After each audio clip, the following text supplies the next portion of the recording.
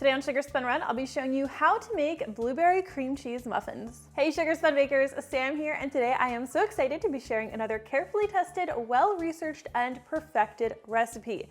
These are blueberry muffins filled with a rich cream cheese filling and topped off with a simple sweet streusel. This is an old recipe on my blog that is getting a refresh, and it is so deserving because it's one of my personal favorites.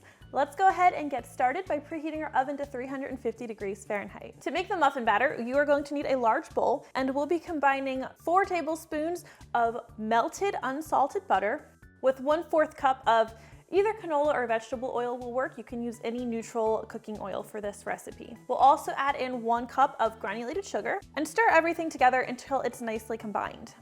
For today's recipe, we'll be using 1 large egg plus 1 large egg white, 1½ teaspoons of vanilla extract. And here I like to switch over to a whisk and just whisk the ingredients together really well. I like to whisk vigorously for about 15 to 30 seconds. Next, we'll add 1/2 cup of buttermilk, and we'll just stir that in until combined. Okay, so set that aside and we'll grab a separate bowl for our dry ingredients, starting with 1 3/4 cup of all-purpose flour. Add 1 tablespoon of cornstarch, which really helps to give the muffins a nice fluffy structure, 2 teaspoons of baking powder, just a ½ teaspoon of salt, and we'll whisk these together as well. We can add all of our dry ingredients right to our wet ingredients, but switch back to your spatula now and just fold everything together until the ingredients are, I'd say, about 75% of the way combined. Once they're at this point, we're going to add our blueberries. I am using fresh blueberries today. You can substitute frozen, but sometimes they bleed in the batter and can turn it purple, so I prefer to use fresh when I can. This is 1½ cups of blueberries.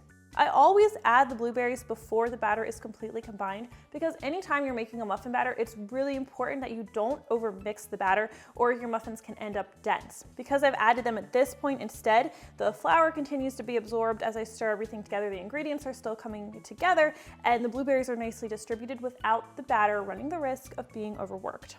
So we'll set this aside now and just let it rest for a little bit. It's going to thicken as it sits, and for this reason, I always like to make it first before I prepare my cream cheese filling or my streusel. I'm going to prepare the cream cheese filling next, which is really simple. You'll need 1 8-ounce package of cream cheese, and just put this in a bowl.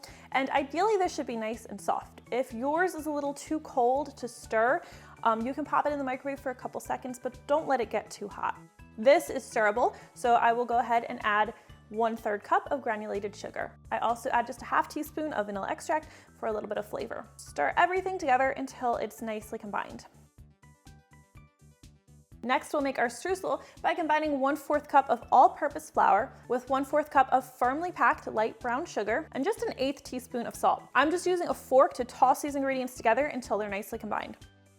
To make this streusel, you are going to need 2 tablespoons of butter, and unlike many streusel recipes, I prefer to use a melted butter and just add this to the flour and brown sugar. This might seem silly, but I really do recommend that you add your butter to your flour mixture rather than adding the flour to the butter, because when you do it that way, the mixture ends up kind of pasty and not crumbly and on the drier side as it should. Now I'm just tossing everything together with my fork until I have nice clumps and all of the flour's been absorbed. This looks perfect. So now let's go ahead and assemble our muffins. Now this recipe actually will make 15 muffins, but I'm just going to be showing you my 12-count muffin tin and filling that up. I love to use an ice cream scoop to scoop the batter, and I'm just going to fill each muffin tin. You can see I've lined them with paper liners. I'm going to fill each liner 2/3 of the way full. Now I like to use a spoon just to make kind of like a cavity or an indent in the center of the muffin. And I'll scoop a tablespoon of that cream cheese filling and just drop it right there on top. Grab yourself a butter knife and use that to just kind of press the cream cheese into the muffin batter and then swirl the top. I also like to grab a little bit of that muffin batter and swirl that in the top as well. And the reason I do this is because cream cheese, the filling itself is not very sturdy, and the muffins are liable to kind of collapse in on themselves after they've baked and cooled. By adding some muffin batter and swirling that in deliberately on top, it helps give the muffins a little bit of structure. It just makes them prettier when all's said and done and they've cooled. They'll still cave a bit on themselves, but they'll be prettier this way. So once you've swirled all of your muffins, all that's left is that streusel, and I just do a light sprinkling on top of each muffin. We'll take these over to our preheated oven where they'll need to bake for 25 minutes. The toothpick test is really difficult to do with these muffins just because you've got that cream cheese, but if you can just kind of go in sideways and just make sure that your toothpick comes out with no wet muffin batter. You'll see it'll catch some of that, maybe even some blueberry, and it'll catch some of that cream cheese, but you don't want to see any wet muffin batter. These look nice and tall now, but they are going to settle a little bit as they cool, and that's totally normal. And that is how you make my favorite blueberry cream cheese muffins. I really think you guys are going to love this one, and if you try it out, please let me know what you think. I always love hearing from you. Thank you so much for watching, and I'll see you next time. It's good.